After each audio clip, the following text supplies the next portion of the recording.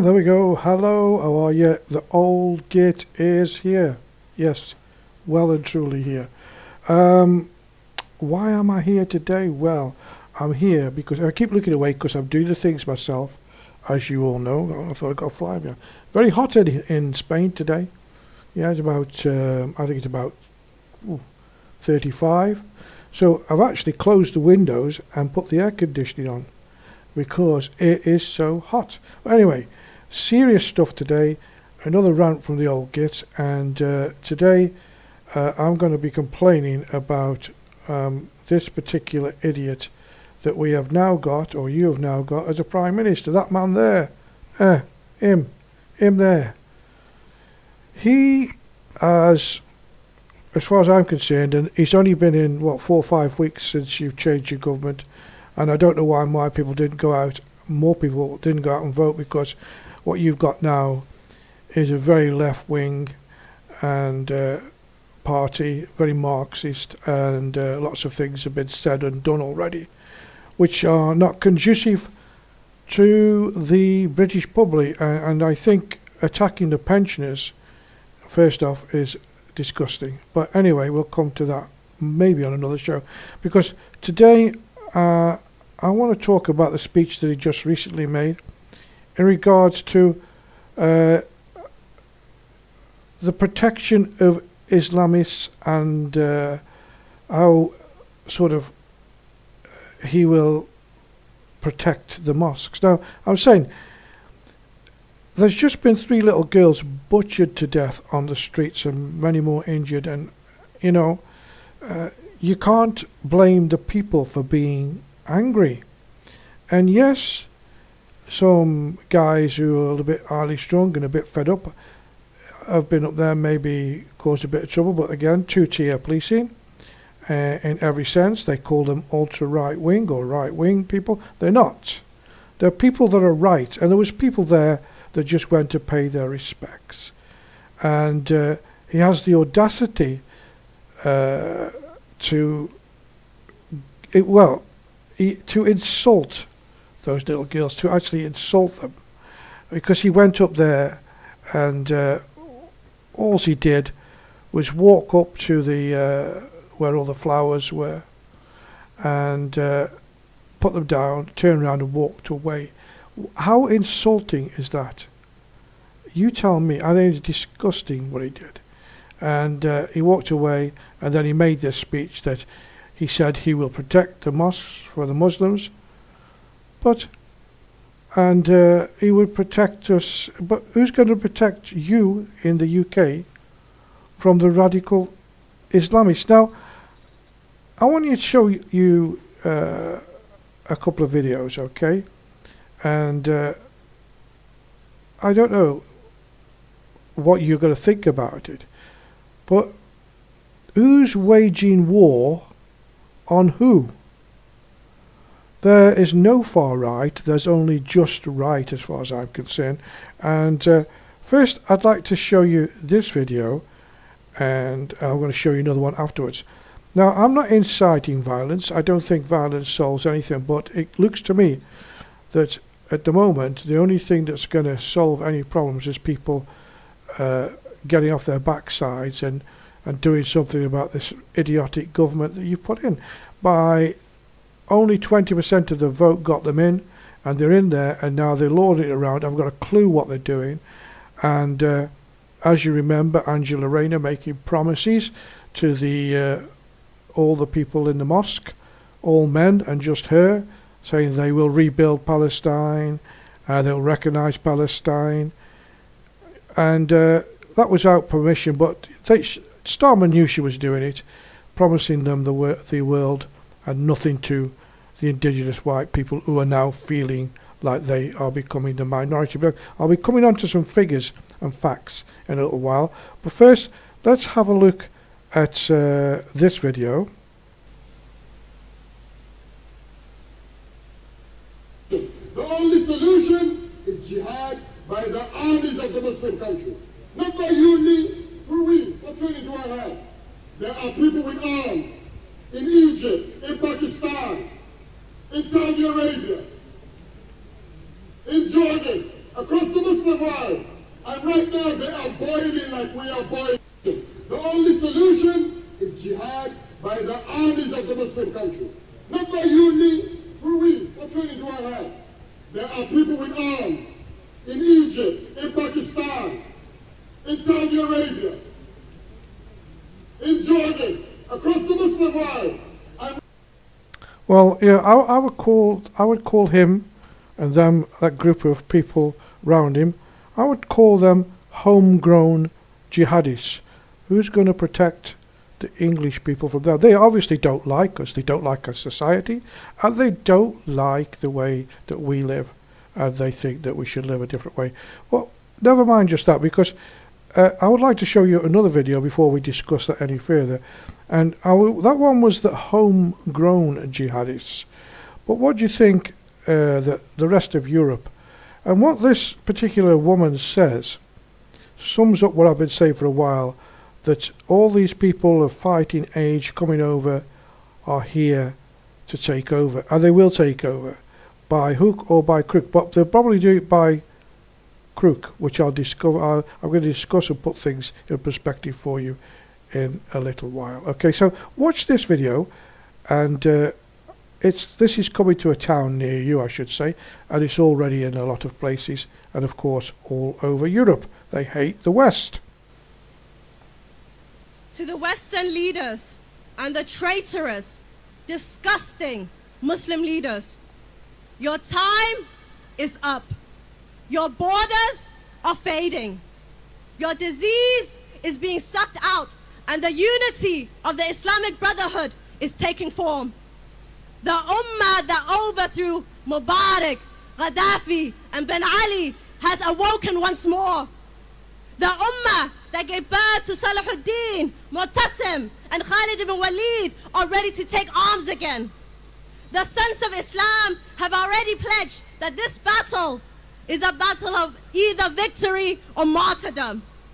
The Ummah that was once divided and once feasted upon has one clear message. We reject your flags, and the call for jihad has started, and it won't be long before it is you that will be feasted upon. Takbir! Well, there you go. Again, I make the point which I made earlier, and I'm going to make the point again. Who is waging war on who? Who's there? Is there a far right? I don't think there's a far right. I think there is people who are just right, who've had enough, whose culture, beliefs, monuments, everything are getting taken down because they seem to offend the Islamists. And we couldn't talk about it. If we do talk it, they say we're racist. I'm not racist at all. And I'm not against immigration, which I've said before, but correct immigration. But I'm also not against multiculturalism, because it doesn't work. People have to come to the country and assimilate to our ways, our culture, and there shouldn't be any differences. There shouldn't be the police have to go and people and politicians have to go and discuss things with community leaders. How many community leaders in the wide population get approached and are able to discuss anything that they dislike? Not many. Now, moving on just a little bit, because I want to give you some facts and figures, and I'm just going to put up a couple of videos in each corner for you to watch. There'll be no sound on these because I don't want to put sound on them. And I want you to watch them as I give you some figures and give you some more information. That's one and that's the other. Okay. Now, white indigenous people will be the minority by 2050, which is true. Now, I'm not making these figures up, okay? Definitely not making these figures up, and I do check what I'm saying. Now, because immigration and the growth in population of the settled ethnic minorities from Indian subcontinent and other non-European Union countries, according to new research which was done. Well,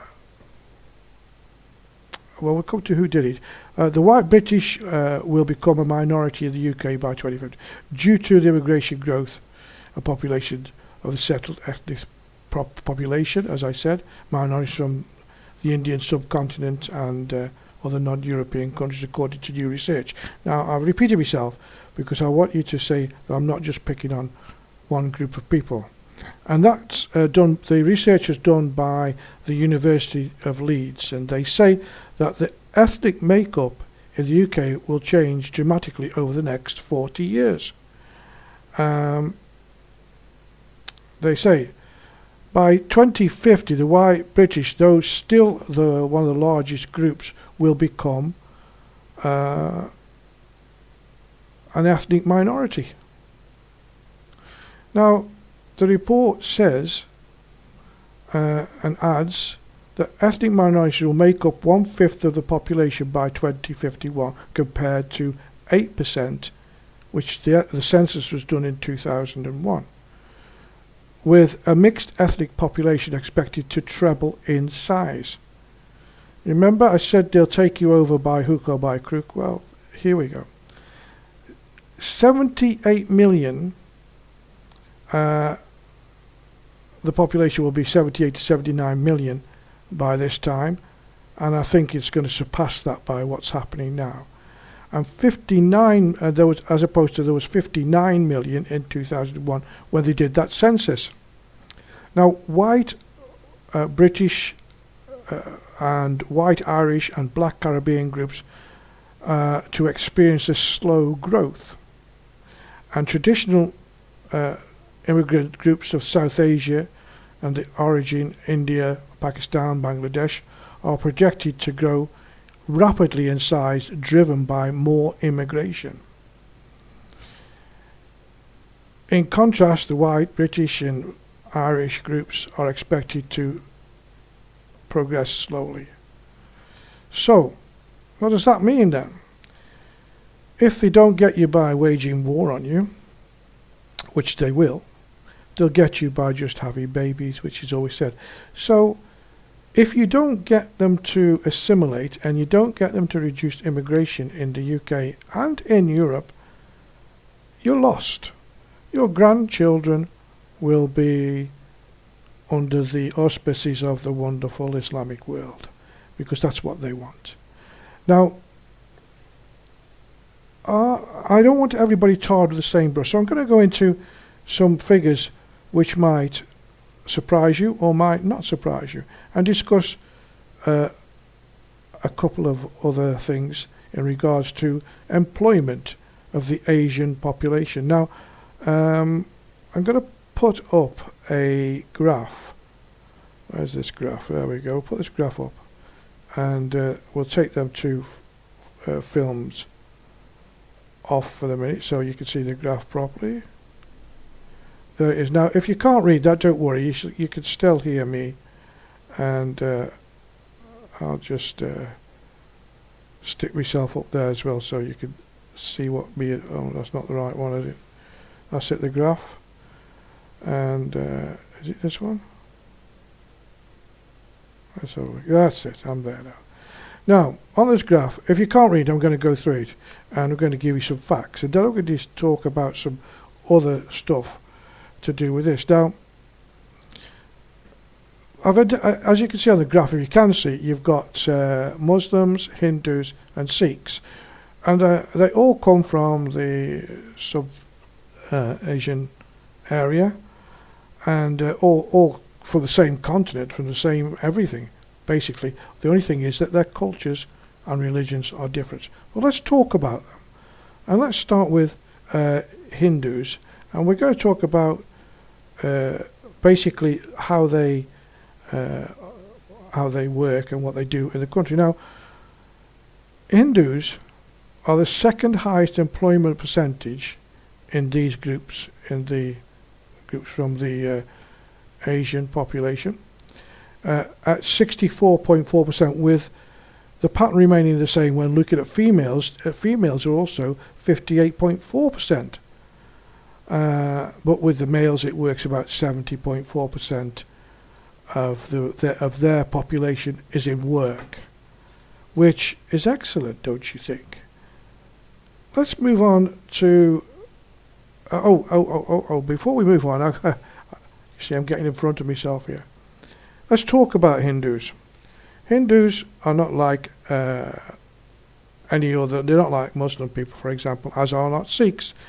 A Hindu man will go out for a pint with his mates, probably likes football, assimilates with the they fit in. They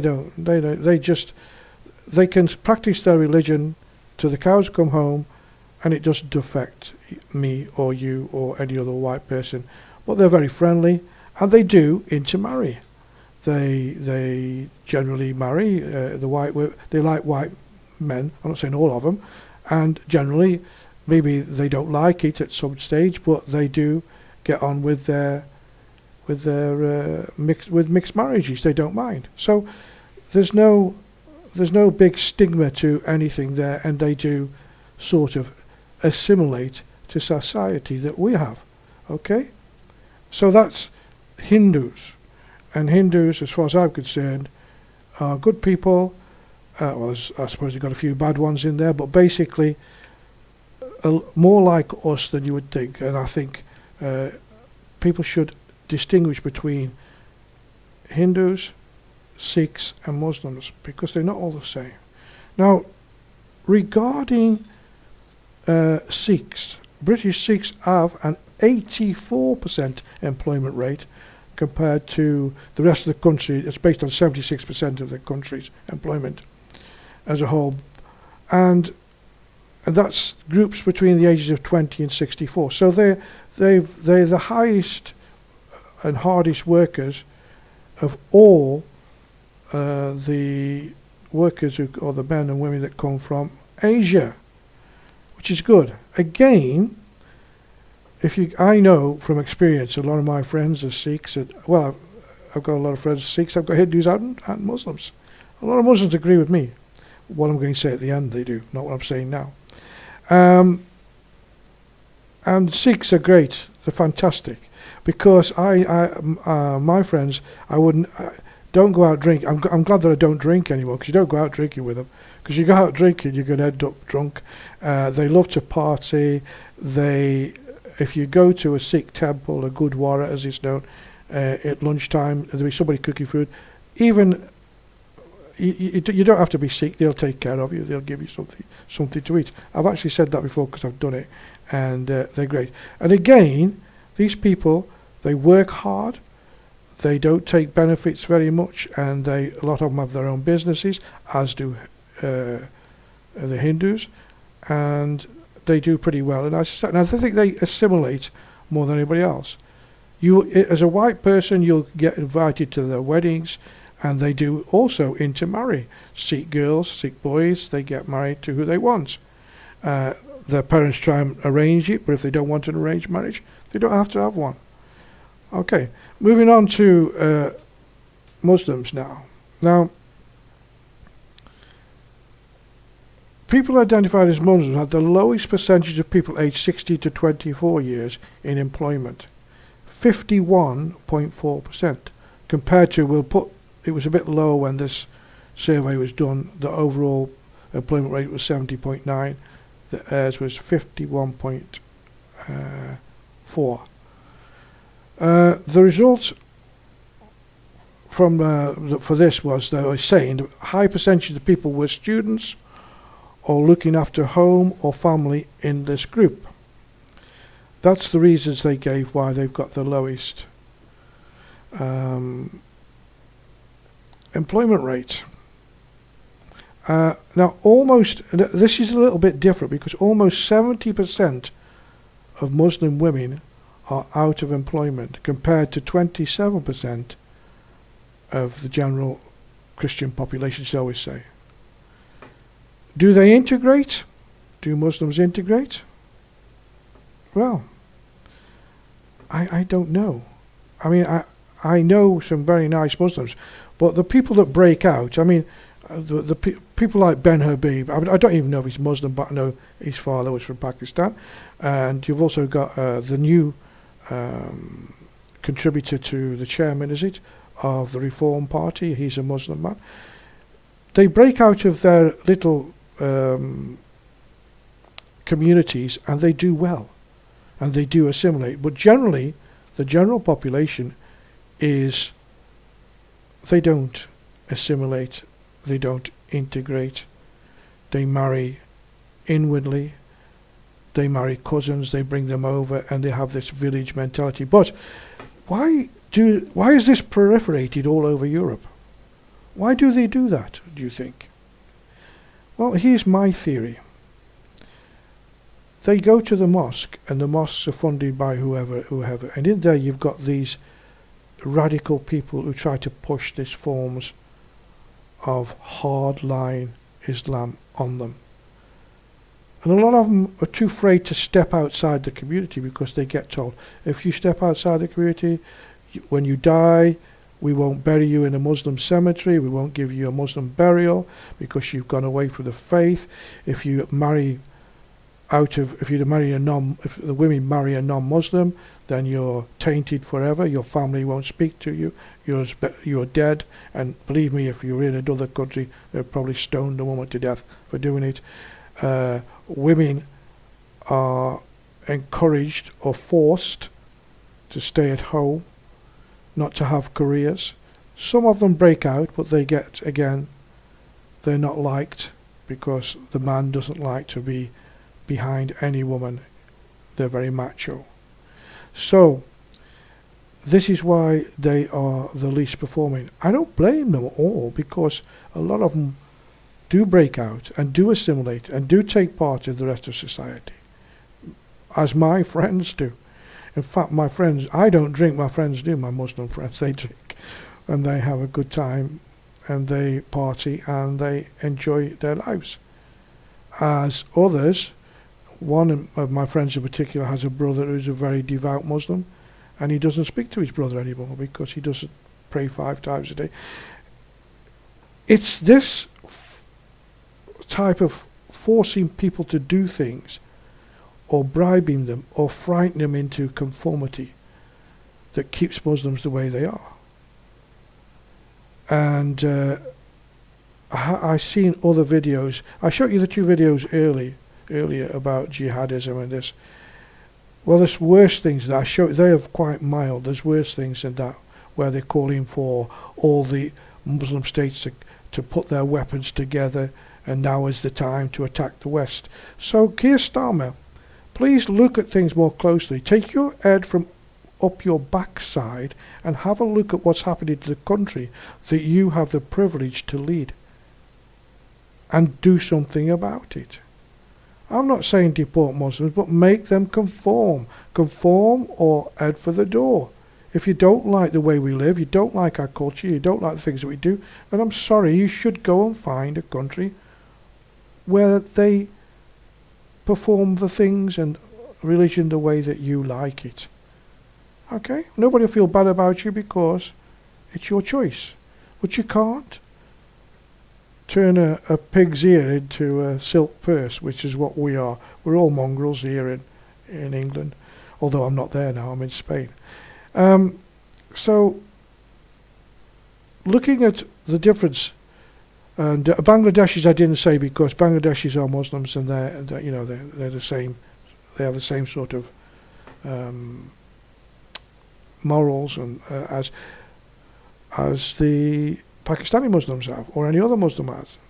So please do not mistake Sikh people or Hindu people as Muslims, because those 2 groups would probably support you more than they support an Islamic or Islamist or radical Muslim. They would not. So that's that. Now, where are we from here? I've been thinking about knife crime for a while. Now, I'm not going to put any pictures up, and in actual fact, we shall go back to where are we? I think we just want little old me. Where's little old me? Take the graph down. Is that the one? Yeah, and take the graph down. And I think, hey, there I am. Knife crime. Again, instead of lumping it all into one category, it's not Muslims that cause knife crime, although some of them do, same as some white kids do. The crime, the gang kind of life that these young kids get into, and they go out and do atrocious things with no compassion. Most of it is black on black. Black kids killing black kids. And I've said this before, and that's why I'm not going to put any pictures up or talk about any particular case, especially the one in I get was it Stockport or wherever it was. I've been away from England that long, I can't remember. But there was, I think it was Southend, where they were running riot the other day with machetes in broad daylight. Not a policeman to be seen, and it's not good. A lot of coastal towns now, where people used to go for weekends for a good time. It's too dangerous. I do believe that Nigel Farage is coastal. I think it's a coastal. His little area is now that he's in Parliament. He's got a lot of work to do down there. He's got some of the poorest people in England down there, and also lots of freeloaders as well. So knife crime can be solved. The police must be given instead of running round being all macho when it's an English person having a protest. Then go and find and stop the people and search them and go hard with them and put them in prison. But my solution is the young people have got no direction these days. So here's what you've got to do. Listen up, Mr. Starma, and maybe you'll learn something. We have lots of little islands that belong to the UK. You put them on a boat, you put loads of gear on there, tents, stoves and everything, and you put them under canvas and run it like a military area. Boot camps. Make them get up at 6 o'clock in the morning. Make them make their bed. Make them put their kit in order. Make them run round the island 6 times. There's no escape. Give them 6 months of that. And whilst they're there, let them decide what they want to do, an apprenticeship or whatever, and make sure they get one. If they do or are found with a knife again, it's straight back to the boot camp. This time you'll do a year there, and you'll do 6 months of hard work, hard training, hard authority. Put military men in charge. Put that horrible sergeant in charge. Put him there. And this knife crime is the biggest scourge of the country. I think I've said enough. Well, think on what I've said. As far as I'm concerned, this man is a deadbeat. This man couldn't run a bath. His cabinet are jokers. And I still believe that once he's made things so hard that he will get voted out as leader, and believe me, it could get really bad, because they could ask Jeremy Corbyn to cross the floor and become the new leader. Then you're really in for it. But you know what, folks?